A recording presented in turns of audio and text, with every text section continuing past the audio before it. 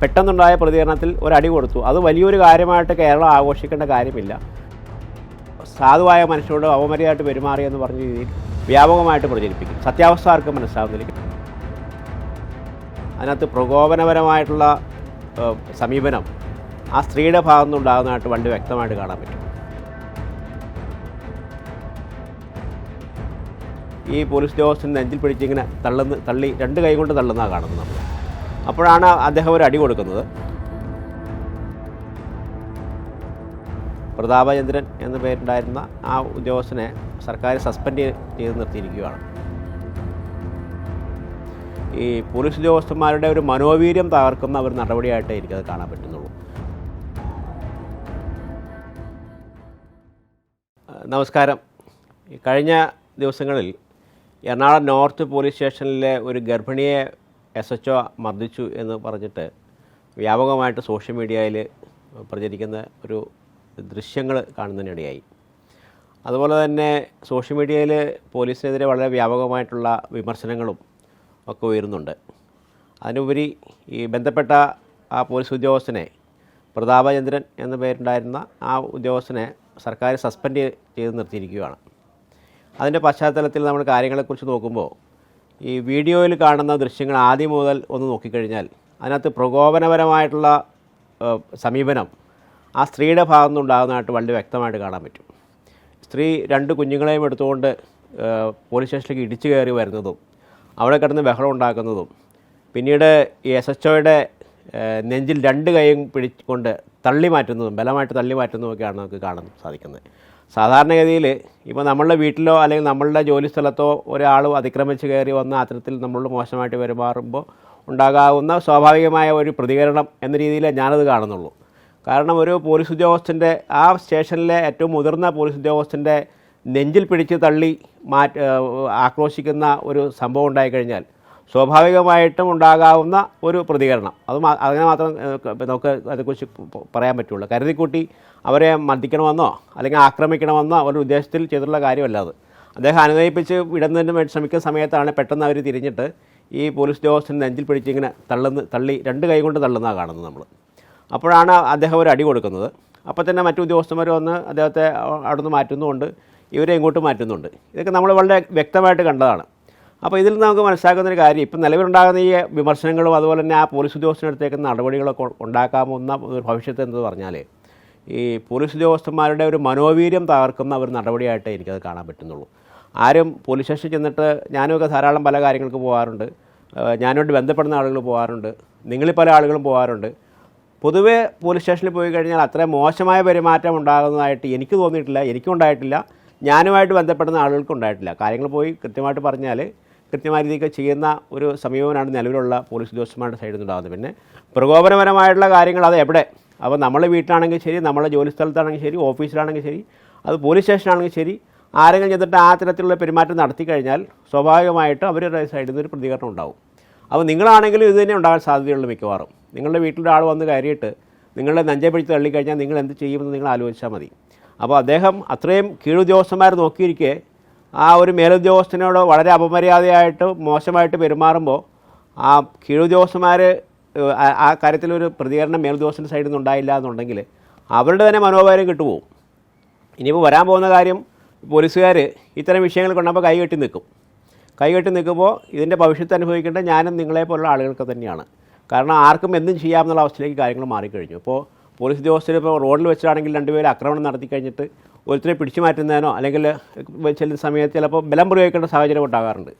അപ്പോൾ ആ ബലം പ്രയോഗിക്കുന്ന കാര്യങ്ങൾ മാത്രം ഏതെങ്കിലും ഒരുത്തരും മൊബൈൽ പിടിച്ച് അത് സോഷ്യൽ മീഡിയയിലിട്ട് പോലീസ് ഉദ്യോഗസ്ഥൻ സാധുവായ മനുഷ്യരോട് അവമര്യാദയായിട്ട് പെരുമാറിയെന്ന് പറഞ്ഞ രീതിയിൽ വ്യാപകമായിട്ട് പ്രചരിപ്പിക്കും. സത്യാവസ്ഥ ആർക്കും മനസ്സിലാവുന്നില്ല. ഇങ്ങനെ ധാരാളം സംഭവങ്ങൾ ഉണ്ടാകുന്നുണ്ട്.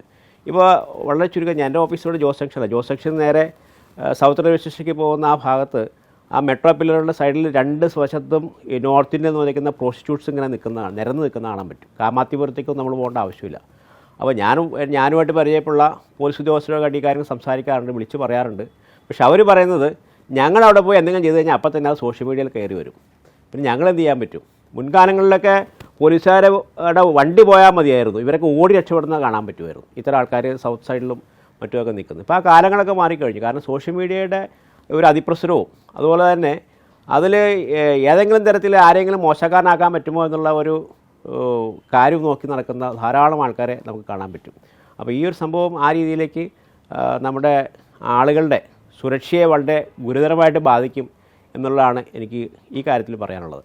സാധാരണഗതിയിൽ ഒരു മനുഷ്യനെ അല്ലെങ്കിൽ ഇപ്പോൾ എന്നെ തന്നെ ഒരാൾ വഴിയിൽ വെച്ച് ആക്രമിച്ചു, എനിക്ക് തിരിച്ചു ചെയ്യാൻ പറ്റിയില്ല എങ്കിൽ ഞാൻ സ്വാഭാവികമായിട്ടും ഒരു പോലീസ് സ്റ്റേഷനിൽ പരാതിയായിട്ടാണ് പോകുന്നത്.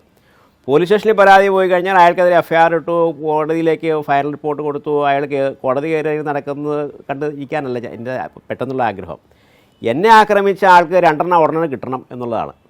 അത് എന്നെക്കൊണ്ട് ചിലപ്പോൾ പറ്റാത്തതുകൊണ്ടായിരിക്കാം പോലീസ് സ്റ്റേഷനിൽ കൂടി പരാതി കൊടുക്കുന്നത്. ആ പോലീസ് സ്റ്റേഷൻ ചെല്ലുമ്പോൾ സ്വാഭാവികമായിട്ടും ചിലപ്പോൾ ഇത്തരം അക്രമികളായിട്ടുള്ള ആളുകൾ, ഇവരൊക്കെ സ്വാഭാവികമായിട്ട് പല ആൾക്കാരും സ്ഥിരമായ കുറ്റവാളികളും സ്ഥിരമായ അക്രമികളൊക്കെയാണ്.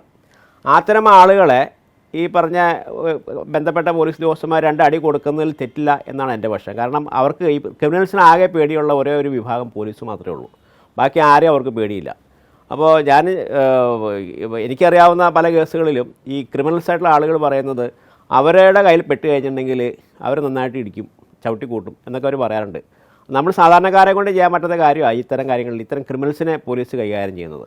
അപ്പോൾ ക്രിമിനൽസിനുള്ള ഏക മരുന്നെന്ന് പറഞ്ഞാൽ ഇതൊക്കെ തന്നെയുള്ളൂ. നിങ്ങൾക്ക് മുമ്പ് അറിയാം, ഒരു റെയിൽവേ ഉദ്യോഗസ്ഥരെ കുത്തിക്കൊന്ന ഒരു മലയാറ്റൂർ സന്തോഷ് എന്താ പറഞ്ഞിട്ടൊരു ക്രിമിനൽ, അവനെയൊക്കെ പോലീസ് ശരിക്കിടിച്ച് കൃത്യമായിട്ട് കൈകാര്യം ചെയ്ത് പിന്നെ ഏറെക്കാലം കഴിയാതെ മരിച്ചു എന്നൊക്കെ പറഞ്ഞു കേട്ടിട്ടുണ്ട്.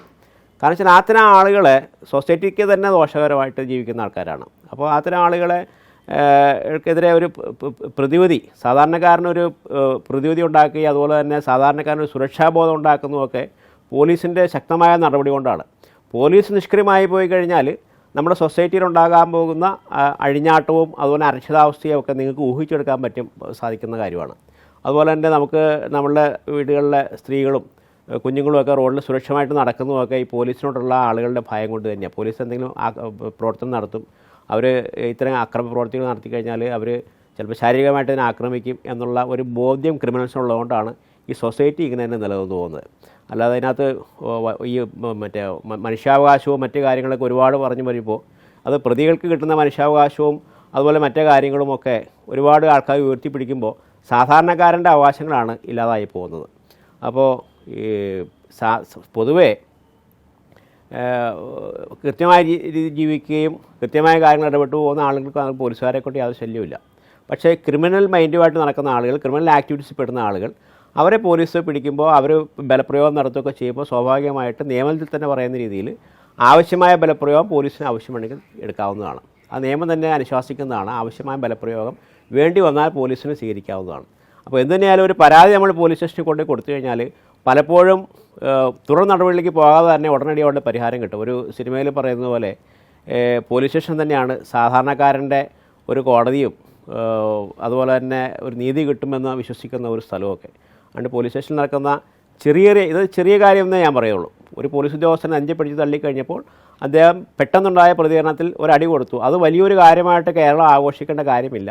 എന്തായാലും ഇപ്പോഴത്തെ ആഘോഷം എല്ലാവർക്കും ദോഷം ചെയ്യും എന്ന് മാത്രമേ ഞാൻ പറയുന്നുള്ളൂ.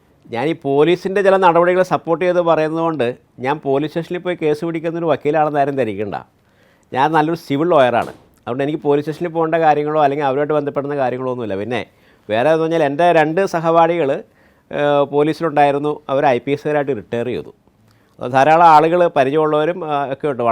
എനിക്ക് വളരെ ബഹുമാനമുള്ള ഇഷ്ടംപോലെ പോലീസ് ഉദ്യോഗസ്ഥന്മാർ ഈ പോലീസ് സേനയിലുണ്ട്. വളരെ ബഹുമാനമുള്ള ഇഷ്ടംപോലെ, വളരെ സത്യസന്ധമായിട്ട് കാര്യങ്ങൾ ചെയ്യുന്ന, സിവിൽ കേസുമായിട്ടൊക്കെ ബന്ധപ്പെട്ടാണെങ്കിലും അവർ ചെയ്യുന്ന ചില സേവനങ്ങൾ പറഞ്ഞാൽ പോലും ചില ആളുകൾക്ക് പറഞ്ഞാൽ മനസ്സിലാവില്ല. വളരെ നിഷ്പക്ഷമായിട്ട് സത്യസന്ധമായിട്ട് പ്രവർത്തിക്കുന്ന ധാരാളം ആളുകൾ പോലീസ് സേനയിലുണ്ട്. അതിനകത്ത് ആർക്കെങ്കിലും എന്തെങ്കിലും ഒരു അപാകത പറ്റിക്കഴിഞ്ഞാൽ മൊത്തം പോലീസ് സേനയെ അടച്ചാക്ഷേപിക്കുന്ന നടപടി ഒട്ടും ശരിയല്ല.